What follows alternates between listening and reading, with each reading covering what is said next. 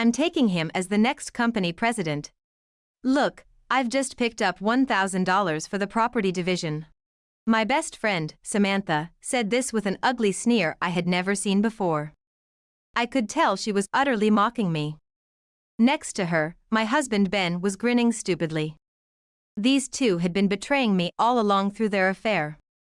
Samantha probably seduced Ben away from me simply because he was the son of a big company's president. She always liked money, but I never imagined she would take my husband, her best friend's spouse. I lost my husband and my best friend all at once. Maybe I just don't have a good eye for people. I probably couldn't have done anything about this situation on my own. But I have a strong ally. I closed my eyes for a moment, took a deep breath, and when I opened them, I stared down my two enemies and signaled my counterattack.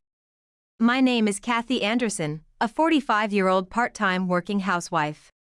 I work at a company while raising my 8-year-old daughter Nicole and managing daily household chores. It's not unusual for someone like me to be a working housewife. However, I'm a bit different from ordinary people. Good morning, Kathy. I'm counting on you again today. Good morning, Father. Let's work hard again today.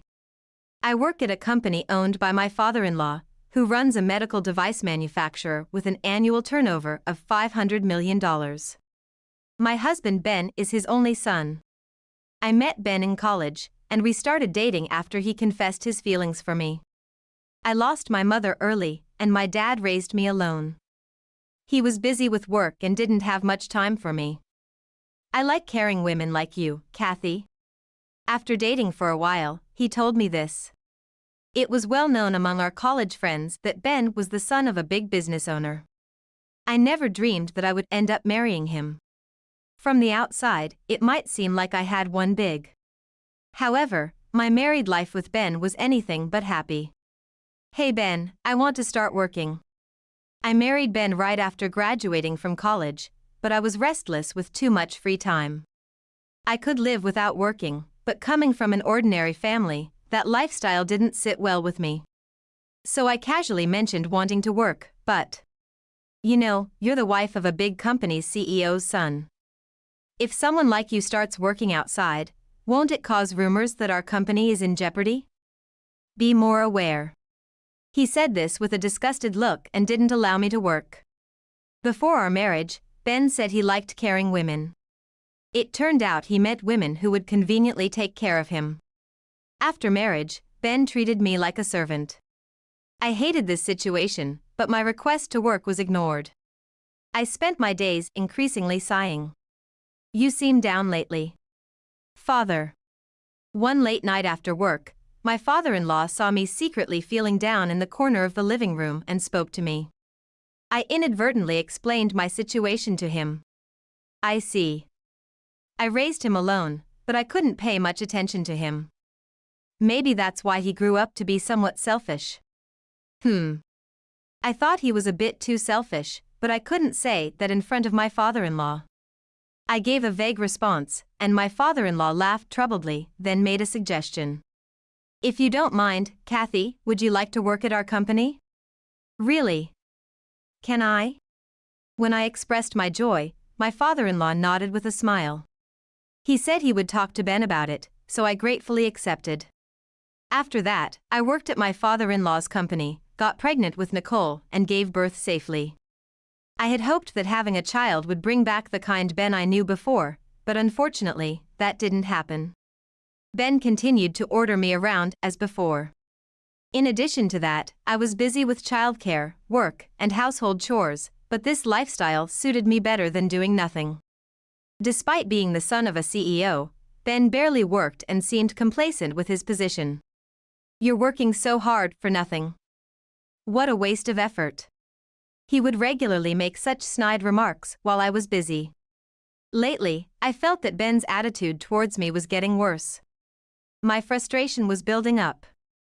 Ben has been terrible lately. Just the other day, this happened. That's really his fault, isn't it? Samantha was my confidant. We had been friends since high school, and she always listened to my complaints. We usually met at the same cafe we'd been going to since high school when I talked to her. Samantha was my best friend and a very important person to me. Your husband is so caring and hardworking, it's unforgivable how he treats you so carelessly. Thanks, Samantha.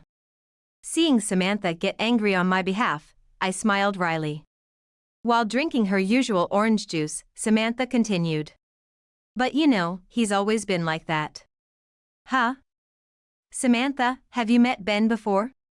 Samantha momentarily looked surprised, then quickly returned to smiling and continued. I've only met him once at the wedding, but it's strange to talk like I know him well. I've always heard stories about him from you, so I guess I formed an image of him in my head. Oh, I see. Sorry, Samantha. I didn't realize I'd been complaining to you so much. It felt like Samantha was someone I knew well, as I had always vented to her about my issues. I apologized her. Samantha shook her head with a wry smile. No, it's okay. Don't worry about it, Kathy. Hey, do you want some cake? I feel like having something sweet. Oh, that sounds nice. Even after that, I found myself complaining about Ben, but Samantha didn't get fed up and kindly empathized with me. Lately, Ben had been saying unpleasant things to me often, but thanks to Samantha and my father-in-law, I managed to get by each day. However, that routine abruptly came to an end. Father, why? One day, suddenly, my father-in-law fell ill and passed away. I had been hoping for his recovery and had been diligently nursing him, but it seemed my wishes were in vain. Initially, he still appeared energetic, but as the days passed, he became frail and then he was gone. Grandpa. Nicole, who loved her grandfather dearly, looked sad. She had always come with me to visit and helped take care of him. On the other hand, her actual son, Ben, said, "You're going to take care of him, so I don't need to go, right?" He never visited even once and showed no sign of sadness even when his father passed away. I don't really get this stuff. I'll leave it all to you. Furthermore, he left all the arrangements for the funeral and the paperwork that followed to me. I managed with the help of my father-in-law's company's lawyer and the employees, but I couldn't help being dismayed by Ben's behavior even at such a time. He barely attended the funeral as the only son, and afterwards, he did not mourn and continued coming home late. I'm home. That day, too, Ben returned home late, and I looked at him with dismay as he entered the living room. It was just as Nicole had finished her bath and was getting ready for bed. His face was flushed, perhaps from drinking somewhere. Dad, you smell like alcohol. Nicole, like me, frowned and muttered. Ben, it's been only half a month since your father passed. Where are you going out every single day? I finally couldn't stand it anymore and asked him, but he just scowled unhappily. Where I go is my business, isn't it? Don't pry into everything. You don't have the right to tie me down. Even so, it's only been a short while since your father passed. So, I have to stay home all the time? Being around your gloomy face all the time would drive me crazy. His utterly unreasonable response made me snap back at him. When I wanted to start working, you told me to be aware of my responsibilities as the wife of a big company's CEO's son. How about you start acting like the son of a CEO yourself? What would people think if you just wander around outside right after your father's death? Ah. However, mid-sentence, Ben threw his bag at me. Fortunately, it missed both me and Nicole and fell to the floor. Ben glared at me furiously. Don't get cocky just because you're my wife. If you say something cheeky again, I won't let it go. With an angry face, he left the living room. Left behind were just Nicole and I, stunned. Mom, are you okay? Nicole, recovering sooner, looked at me with concern. I snapped out of it and smiled at her. I'm okay. I'm sorry, Nicole, you had a rough time, didn't you? It's not your fault, Mom. Even in such times, my kind daughter comforted me. If it weren't for Nicole, I might have broken down. Despite Nicole also grieving for her beloved grandfather, she still offered me comforting words. Maybe marrying Ben was a mistake, but becoming a family with my father-in-law and Nicole was a precious treasure I gained from this marriage. A few days later. Sigh. I had managed to settle the paperwork, and all that was left was to prepare for the month memorial for my father-in-law. It seemed like a good time to contact Samantha and vent a bit. Oh, a call from Ben. Ben, who was out again today, suddenly called. Hello. What's up? I have something to talk about. Come to the cafe near the station. His imperious tone almost made me sigh out loud, but thinking it would be more trouble to refuse, I headed to the designated place. This is the cafe you and Samantha often use, isn't it? The cafe we had been going to since high school looked old from the outside but served delicious food, and the atmosphere inside was calming and tasteful.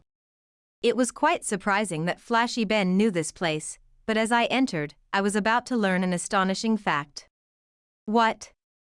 What did you just say? Ben, who had been waiting at a back table, thrust something at me as soon as I sat down. That's why I said we're getting married. I'm divorcing you. Ben smirked as he thrust the divorce papers at me. I was shocked, not because Ben wanted a divorce, but because the person he intended to marry was sitting next to him, and it was a shocking revelation. Sorry, Kathy. I'm taking your husband, okay? Samantha, my best friend, said this with a sarcastic tone. She casually entwined her arm with Ben's. Ben's dad has passed away, and all the paperwork is done, right? I thought it was a good opportunity to get all the troublesome stuff out of the way. Right, Ben? Samantha smiled, and Ben nodded back with a smile. Since when? Suppressing the quiver in my voice, I asked the two of them. Well, it might have been right after Nicole was born. I visited your house and saw Ben there. He said you hadn't been taking care of him, and it seemed he was quite pent up. Samantha spoke with a smug grin, a hideous smile I had never seen before. You should start preparing to leave. I'll let you stay in the house out of pity until you're ready to go. I'll be at Samantha's place, so call me when you're ready. Although I still had questions, the two left the divorce papers at the cafe and swiftly exited. I looked at the divorce papers, which only Ben had signed, and let out a small sigh. Then, I neatly folded the papers, tucked them into my bag, and pulled out my smartphone to contact someone. A few days later. Are you ready to leave? Ben returned home after a long absence. After that day, he really did move into Samantha's house and hadn't come back here once. In the meantime, I hurriedly finished certain preparations and called Ben yesterday. By the way, Nicole is not here right now. It wouldn't be right to involve her in the ugly conflict about to unfold among the adults. So, I had left Nicole with a close colleague from work who has children this morning. Nicole is very fond of her and gets along well with her colleague's children, so I think she's having a good time. I haven't been to this house in a while. It's always such a grand home. I can't believe I'll be living here now. A plain woman like you doesn't deserve a house like this. Samantha was in a good mood next to Ben. I didn't invite her, but she came along anyway. Even as she hurled insults at me, she wore a smile. It seemed she was thrilled about the prospect of becoming the wife of a CEO's son after my divorce from Ben. Please, have a seat. I led them to the living room, and they looked surprised. What the hell? Don't let strangers into my house. What, you've been cheating too? Fair game, then. In the living room sat a serious-looking man in a suit. He didn't bat an eyelid at their rude comments. Please, don't say such things. This man was someone I had invited, and certainly not a lover. As I took my seat, ignoring their petty taunts, I responded. So? Are you ready for the divorce? Yes. I have the divorce papers right here. As I presented the completed divorce forms, the two smirked. Pfft. At least you're prepared. Do you know what's coming next? You'll no longer be the wife of a CEO's son. You'll lose your money, your home, everything. What awaits you is a bleak future now that Ben has dumped you. Samantha gloated, but I calmly replied. Samantha, just one question. Why did you cheat with Ben? Isn't it obvious? Ben is the heir to a major company. Marrying him means I'll never have to worry about money. Hearing this, I realized in my heart. She had always been fond of money. During our student days, she was so devoted to her part-time jobs that her grades plummeted. Even as adults, I had noticed her greed for money, but since she was my best friend, I never reprimanded her.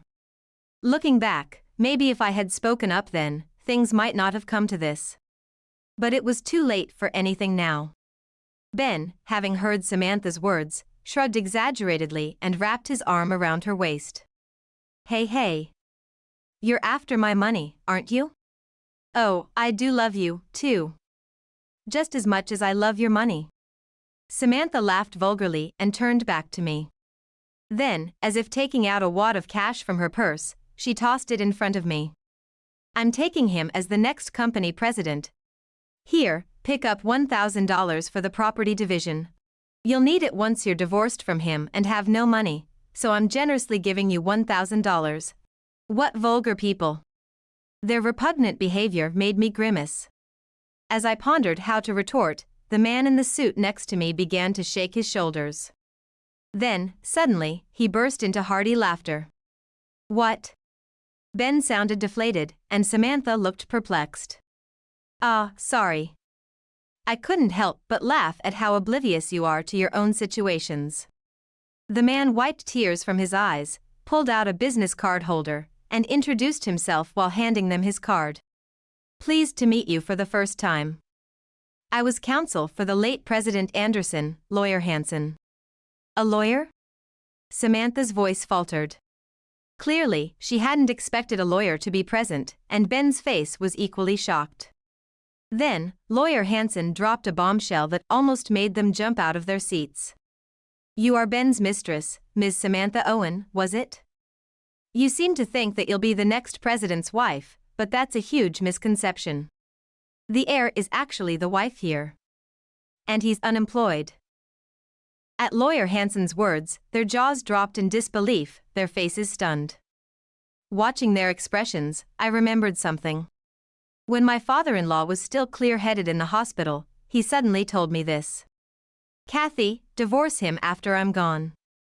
Ben is cheating on you.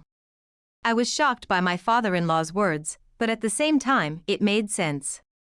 A few years ago, I found a woman's accessory in Ben's bag, along with a hotel receipt. It was clear he was cheating, as he would never buy me such a gift. Although the thought of divorce briefly crossed my mind, I couldn't leave my father-in-law, Daniel, in the care of Ben, who was always fooling around. Moreover, if Ben and I divorced, I would likely gain custody, which would mean Daniel and Nicole being separated. Daniel and Nicole get along so well, but sometimes I feel jealous. I didn't want to separate them, so I had turned a blind eye to the affair. At that time, I didn't suspect that Samantha was the other woman, nor did Daniel seem to know the specifics about the affair. When I told him, he looked shocked for a moment and then sighed heavily. I never thought I was forcing such hardships on you, Kathy. No, that's not it. It's also for Nicole's sake. I didn't want to be separated from you either.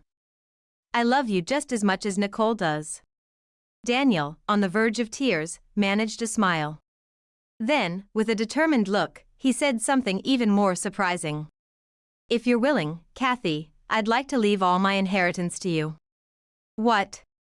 I don't want him to have my inheritance. It seems that just as I had grown disillusioned with Ben, Daniel had long since given up on him. No, Father, I don't need any inheritance. Please, just stay healthy as long as you can. That's what I replied at the time, but it seems Daniel had already been making preparations. After he passed away, when I contacted Lawyer Hansen to handle various matters, I was informed that Daniel had prepared a will leaving everything to me. And so, all of Daniel's company and estate will belong to you, Kathy. The will that Lawyer Hansen brought was in front of us. Just in case, the will given to them was a copy. And soon enough, that precaution proved necessary. I will never accept this. No sooner had he shouted this than he tore the will in half. Seeing the will torn in two, I secretly breathed a sigh of relief that I had made copies. If you're taking over the company, does that mean you become the president? The next president is supposed to be me. And you're just a housewife. Sure, you worked at Dad's company, but you were just a part-timer, you can't run a business. It was almost laughable that he didn't know. Instead of speaking out, I kept my composure and informed him of what he did not know. Just a part-timer? No, I am the head of the secretarial office. After getting married, I began working at Daniel's company. Initially, as Ben said, I was a part-timer, but loving the work, I dedicated myself and gained experience. My efforts were recognized, and I was hired as a full employee. I was promoted smoothly and eventually became the head of the secretarial office. The primary role of our office is to support the busy president. I've been watching the president's work up close for many years. Furthermore, Daniel had been preparing me to be his successor by letting me handle the president's duties in secret. Father-in-law had already laid the groundwork with the executives before he passed. The next president won't be you, who has just flitted about aimlessly, making no effort. It will be me, who has continued to work hard. Lawyer Hansen nodded in agreement. All the official procedures have already been completed. The only people who believe you are going to be the next president are the two of you. Ben's face gradually lost all color. His eyes darted around, and when he glanced down at the torn will on the table, he stared intently at the written words. It was a statement of rejection from Daniel to his son. I leave nothing of my inheritance to Ben, my only blood relative. Disowning his son was no small matter. Ben had lived so selfishly that he drove his own father to this point. This outcome was Ben's own doing. I returned the $1,000 that had been thrown at me earlier to the two, who were now pale-faced. You two will be in trouble without money now, won't you? Ben won't be the next president, and after being divorced and kicked out of this house by me, you'll lose everything. So here, take this back. Use it for living expenses. At my words, Samantha's face turned bright red with anger. This is no joke. I will never accept this. Samantha slapped away my hand as I tried to return the $1,000. Her face contorted with rage as she lunged at Lawyer Hansen. Ben is the only blood relative. He's supposed to inherit the company. There's no way I'll allow her to take over the company and inherit everything. Samantha's face was red-hot with anger. To her, Lawyer Hansen responded with a look of disbelief. You say you won't accept it, but you're the only ones who don't. The legal procedures have been followed, and the company's executives unanimously support Kathy as the new president. Personally, I also think Kathy being the president is for the best.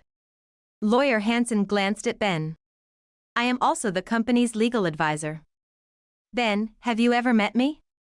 No, right? You mistook me for Kathy's lover.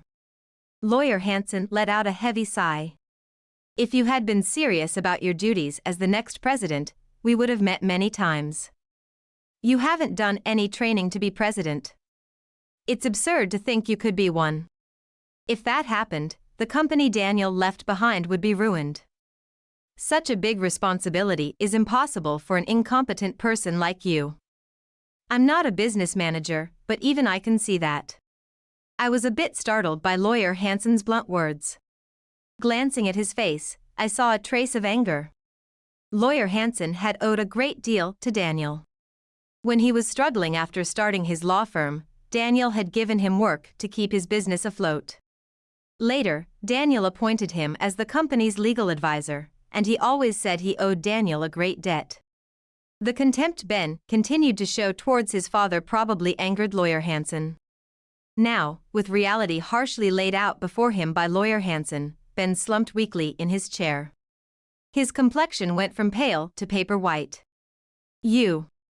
Still unable to accept the situation, Samantha tried to grab Lawyer Hansen. I caught her hand to stop her. Let go of me.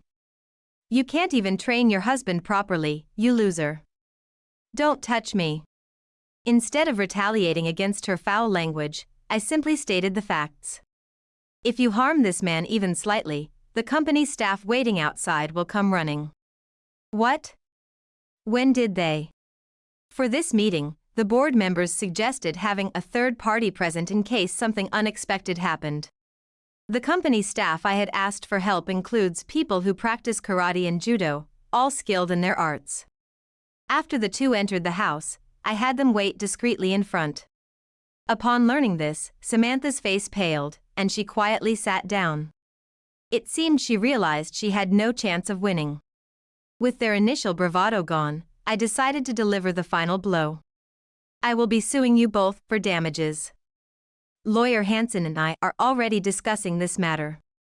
At the mention of a lawsuit, the two, who had been deflated, suddenly looked up. Then, Samantha tried to cling to me. I'm so sorry. Please, forgive me. I truly regret it and will apologize as much as it takes to satisfy you. You will forgive me, right? After all, we are best friends, aren't we? I pushed away Samantha's hands, attempting to cling to me, and replied with a cold voice. No, I'm cutting ties with you. I absolutely refuse to be friends with someone who would steal another person's husband for money. It's repulsive, so don't ever pretend to be my friend again. At that moment, Samantha's face fell into despair, and then Ben knelt down, making an absurdly inappropriate suggestion. I'm sorry for everything. Let's start over. What? It would be too sad for Nicole if we divorced, wouldn't it? His words ignited a sudden rage inside me. How dare he use our daughter as a reason for his selfishness? Nicole asks me every day, when will you divorce Papa? Huh? Nicole is already 8 years old. She's not an ignorant child. She, like me and your father, has long since grown weary of your selfish behavior. Indeed, Nicole, like Daniel and myself, had lost all familial love for Sean due to his constant self-centered actions. Seeing the pain on my face, she repeatedly expressed her wish for me to divorce and find relief. It took time, but I am finally able to fulfill Nicole's wish. You no longer have a family. Those who were your family have all turned their backs on you. I will divorce you, so live happily with Samantha. Isn't that what you wanted? These words seemed to be the last straw for Ben, who collapsed in despair. Samantha also sat down on the floor, covering her face with her hands and sobbing. Later, I tried to get the two of them out of the house, but they were too busy wallowing in despair and crying, and wouldn't leave. So, I called on the company staff waiting outside for help to finally get them out. This house, too, was left to me by Daniel. The ownership has already been transferred to me, and it is no longer theirs. I plan to continue living here with my beloved daughter and the memories of Daniel. Thanks to Lawyer Hansen, the process for the damage claims was smoothly completed. Ben had to sell his belongings and still had to borrow from consumer finance to cover the rest. Considering he has no decent job history, I wonder what kind of shady consumer finance would lend to him, but as long as he pays the compensation, it's none of my concern. Samantha had exhausted her savings to pay the damages and even tried to borrow from friends. However, once her friends learned of the affair, they all cut ties with her. Among them were mutual friends of mine and Samantha. They were all disgusted with her and concerned for me. From what I heard from those friends, Ben, having nowhere else to go and no money, had moved into Samantha's place. However, Samantha blamed him for her troubles and they frequently fought, which once led to their neighbors calling the police. Eventually, Samantha kicked Ben out, and I have no knowledge of his whereabouts after that. Wherever he is, it has nothing to do with me. As for Samantha, her struggles to repay the damages led her into financial difficulty, and like Ben, she ended up dealing with predatory lenders. Her fate seems as miserable as his. Meanwhile, I have taken over as president of the company Daniel left me, and despite the education he provided, the job is quite challenging. I manage with the support of other employees. What soothes my busy days is my dear daughter. Mom, welcome home. Good job at work today. I'm home, Nicole. Thanks for always welcoming me. Are you hungry? I'll make your favorite omelet today. Yay! I love your omelet, Mom. Just seeing Nicole's smile makes all the fatigue vanish. I know the days ahead will still be tough, but with Nicole by my side, I'm sure I'll be fine. And in heaven, I know Daniel is watching over us too. To ensure he can rest peacefully, I will do my utmost to fulfill my duties.